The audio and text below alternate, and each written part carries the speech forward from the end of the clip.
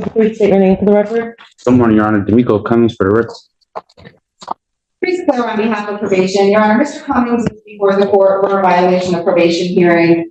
Mr. Cummings did have a prior VOP hearing on June 12th. At that date, the court had ordered him to serve 10 days in jail for his violations to date. Mr. Cummings failed to report to the jail as the court ordered him to do that, and the bench warrant was issued. He has been since picked up on the warrant, has been in custody.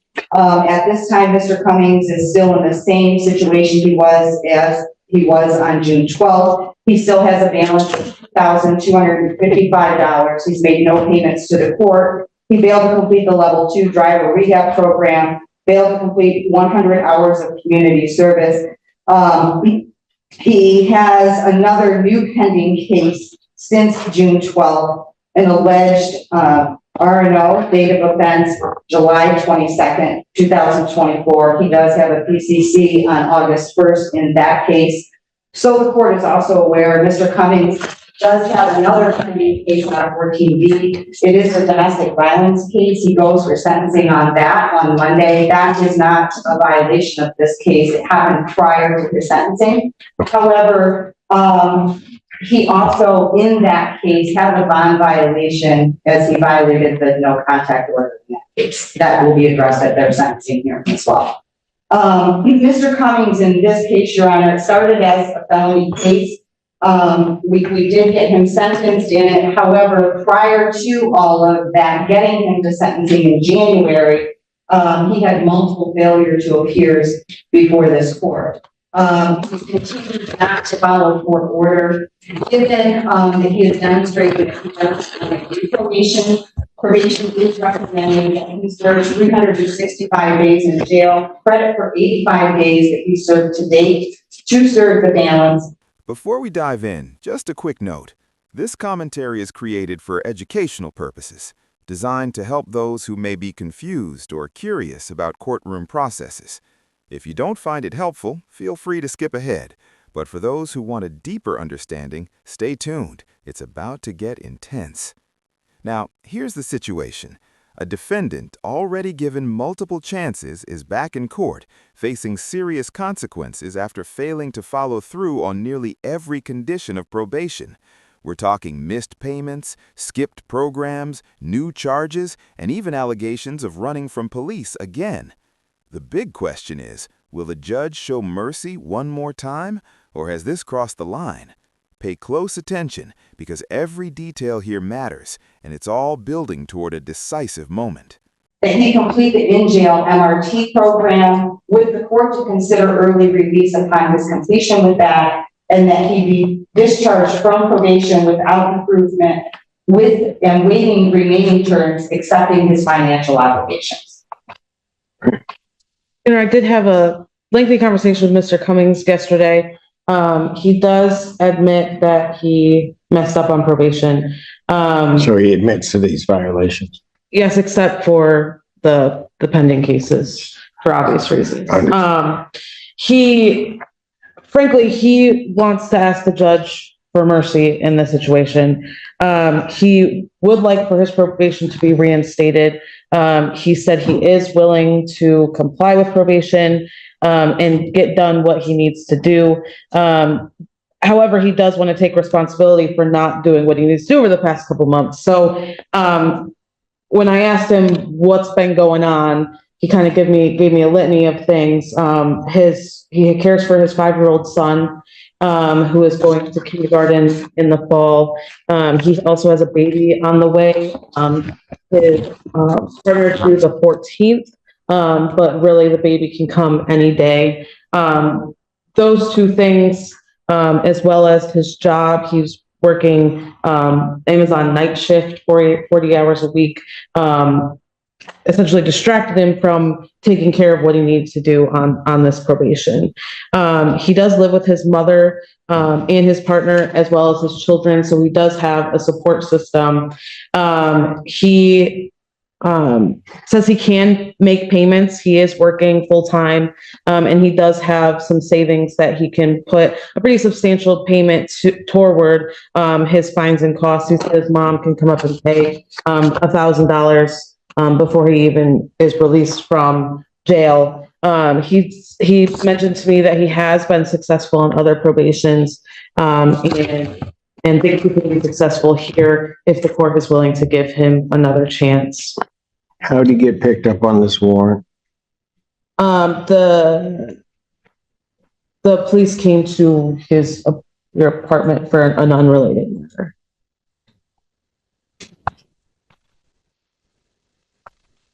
And Mr. Cummings would like to make a statement. He wrote down,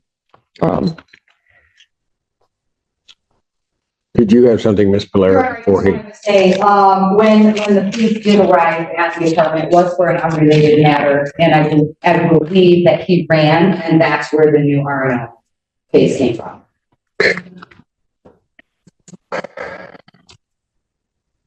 Go ahead.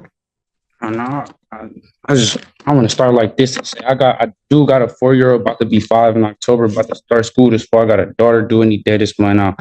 I was working a night shift at Amazon, 40 hours a week, 10 hours and 30 minutes a day.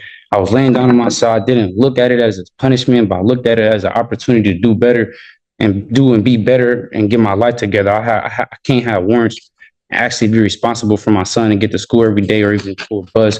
Please don't punish me or revoke my probation. I think y'all can actually help me do and be better. I signed up for Michigan Reenters to try to get back in school and see what college is like. Even though it seemed like I haven't been trying, that's something me and my probation officer spoke about. I can and I'm willing to do extra classes like MRT free and on probation. I'll pay to start my driving class before I'm even released, if considered.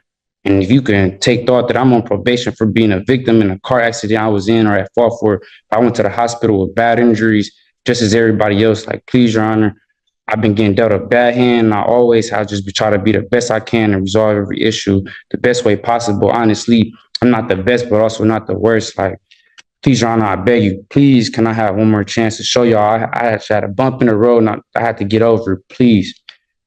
If you see me again, you can revoke my probation, give me a year or anything. Like, I really do and truly apologize for the confusion and decisions I left y'all left you, my probation officer, to ponder with. But I really have just been working, trying to be there for my son and the mother of my child that's currently pregnant. Like, please don't punish me yet, but give me one more chance. Like, I'm actually a full-time father and my son stays with me. I can't imagine just leaving my son out the blue like this. He missed me as we speak and think I'm on vacation. I'm going to be a full-time dad to my daughter too, that's due. This is the first time you see me for a reinstatement and the last time if possible. I do anything to be there when my daughter is born and put my name, birth certificate. I watched my son go off to start his first day of school. Your Honor, please, I do anything, even if it was double my community service, double my restitution, to add extra classes. I do it and complete it all. If you can, please consider everything I said and give me a chance. It would be the biggest and best blessing. I know I haven't paid yet, but I thought I had time to. I had kids, house, and life things to take care of. I haven't started my driver class because I was supposed to start it a month after being released, but I didn't have a job or was told that I had to pay to start it after being released. I know I haven't started my community service, but I checked in the places that let me serve the community legally to get this out the way. If I can, please have one more chance to show y'all. You wouldn't regret it, I promise. But that's all I have to say and ask of, Your Honor, sincerely. This is a critical turning point. Legally speaking, once a defendant admits to probation violations, as Cummings essentially has, the judge's discretion becomes incredibly broad. Unlike a trial, where the burden is beyond a reasonable doubt, here it's just more likely than not. That's a much lower bar, and it heavily favors the court. What's striking is that despite being given multiple opportunities and even a warning shot earlier, the pattern hasn't changed. So ask yourself, at what point does personal responsibility outweigh circumstance? Should life struggles excuse non-compliance, or does the system require strict accountability to function? Mr. Cummings, here's my problem. On September 13th, you were set, well, before that, I think I took your plea. You were supposed to appear for sentencing. Actually, I didn't take your plea. Looks like it was taken by another judge. But anyway, you were supposed to appear for sentencing. You were supposed to do a PSI with the probation department. This was back in September 2023. And you don't do any of that. And I have to issue a bench warrant. Somehow or another, it looks like that may have gotten set aside in January. And then I adjourned your sentencing January 9th. We had to somehow or another find you from September to January. And then on January 9th of 2024, I adjourned your sentencing. It was adjourned by probation to January 24th, 2024. You show up on January 24th and they give you a sentence. Relatively straightforward sentence. You were in custody at the time. And I laid out everything that you needed to do. That was in January. You really don't do anything on probation that I ordered you to do. So then you show up June 12th of this year on a violation of probation hearing. And at that time, and I think you were on Zoom, you were out. We told you the things that you were supposed to do or hadn't done and try to get corrected. And at that point, I kind of just sent a warning shot to you and told you, you got to do these things. And I ordered you and ordered only 10 days. And Ms. Polaris trying to work with you too. I mean, we didn't order you serve the full time. We said, here are the things you haven't done. You need to get them accomplished. So I ordered 10 days in jail, gave you a specific date to report to probation on June 24th, 2024. Did you go? I was in warrant status. I don't think I could have. Your Honor. Oh, you could have. You're right. For sure. And then ordered you to become compliant with all the previous terms that I ordered. So I gave you another shot from January to that June day. The 10 days, because you were on Zoom, I told you exactly what I would do. I said you're to report by 6 p.m. that day, or I was going to issue a bench warrant without bond. You must have thought I was kidding. No, Your Honor. Not Then why didn't you go? I didn't make it by 6. I knew the deal could have been off the table. But I definitely was not thinking you was joking. Why did you not turn yourself in then? And I was You want me to give you another chance, please, and you did nothing. I could complete this probation. What? I can and will complete this probation, possibly, if possible. You can't, you do what you want to do. Can I speak When did you get picked up on this one? about 20, if I'm not mistaken? July 20th. Okay. So between June 12th, when I ordered you to report to the jail, and that day you got picked up, what were you doing to correct this? I was trying to work, make sure I had some money, so if I had other bonds. But I do apologize, and I can't say this, Your Honor. Here's my problem. You're apologizing because you got caught. You were, if those police had not come to your door that day, I still wouldn't be seeing you.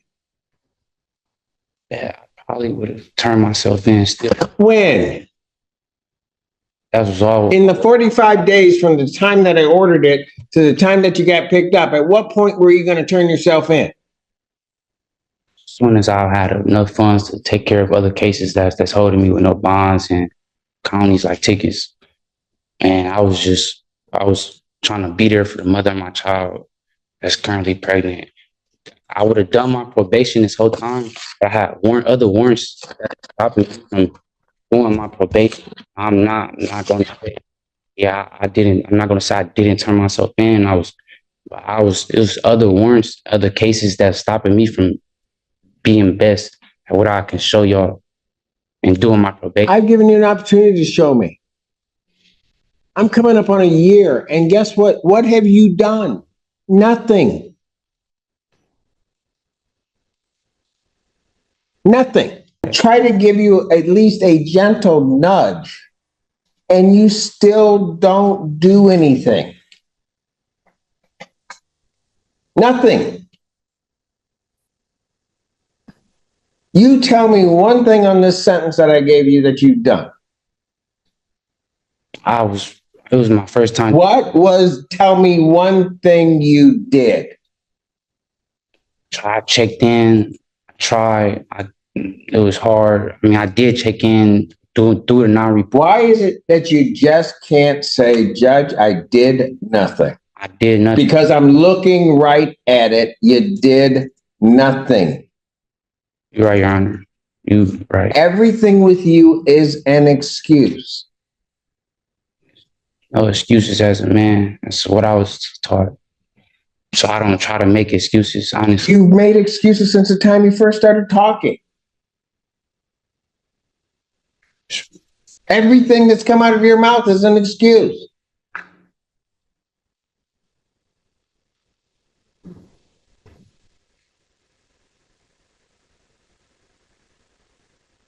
I sit here and I give you a chance to do it. You wait 6 months, correct something. Anybody that is on probation in my court, if, you know, and I feel bad sometimes for Miss Polera, but she doesn't mind doing it. If you're having problems, you'll walk in, you talk to her. But you wouldn't even do that. You thought this was a game. You thought when you looked me in the face on Zoom and I told you when to report that I was just kidding.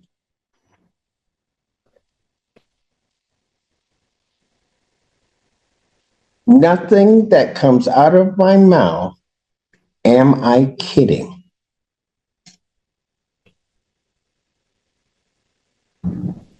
I told you to report. I told you when to be there. And I told you how long you'd be there. And I told you what I would do if you didn't report. And so you know there's a bench warrant out for you.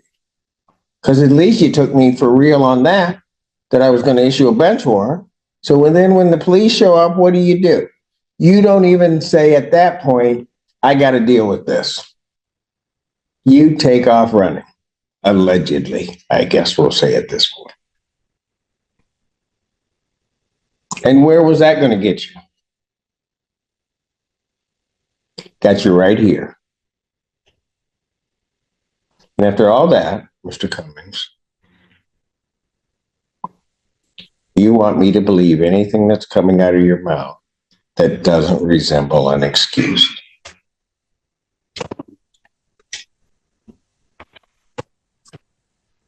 I don't got no reason to be trying to have warrant statuses and... You have no reason for any of this.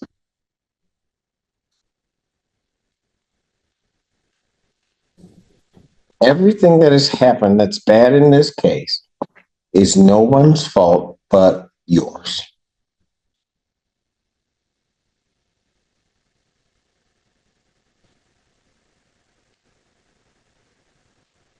And the problem is, had you gotten to your attorneys, had you gone through and you were truly going through doing something, hey, they would have helped you out.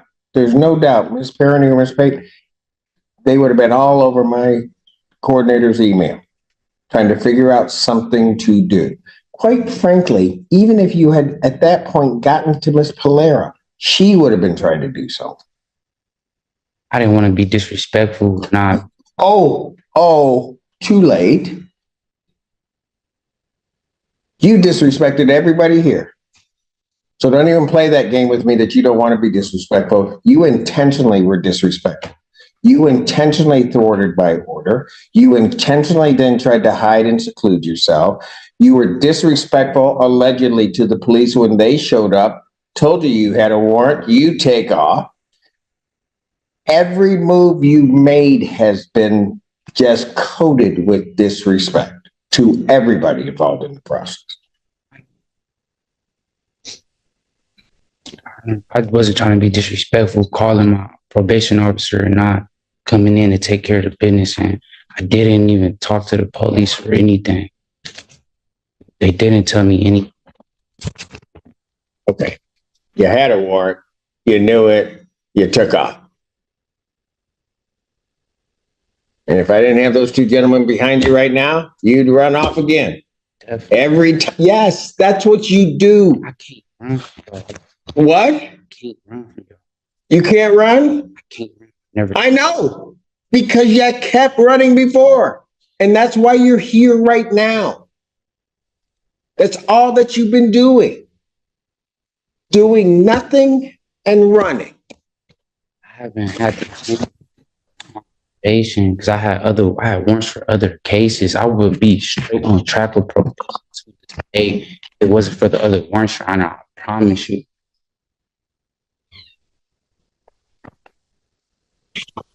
So you're telling me you weren't doing probation because you had warrants? Yeah, why'd you have warrants? That's the Why'd you have warrants? Because you hadn't done what you were supposed to do before. They wanted me to turn my all type of. If I didn't have other warrants, I'd be straight on track with probation. Why would Miss Polaire is a good lady? I know you don't try to be as hard as you do or want to be, but Oh, I don't. Mr. Cummings, I do not want to send you to y'all jail. are not. Mr. Cummings, I do not want to send you to jail. I do not like sending people to jail. I try to bend over backwards to give people the opportunity. When you need a nudge, and I may have to do a little bit of time, I do a little bit of time, trying to at least get your attention, get you back on track. All of those things, every one of them. I've tried with you. And you've done nothing. This case ultimately comes down to one powerful theme: opportunity versus accountability. The judge didn't just react to one mistake, he responded to a pattern. Multiple failures to appear, ignored court orders, and even a new alleged offense while already on probation painted a picture that the court could no longer overlook. Legally, the sentence falls well within the judge's authority under Michigan law, especially given the repeated noncompliance. But beyond the law, there's a broader lesson here.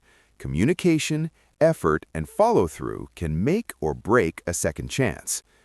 If you found this case as shocking as we did, make sure to hit that like button, share your thoughts in the comments, and don't forget to subscribe for more jaw-dropping courtroom breakdowns.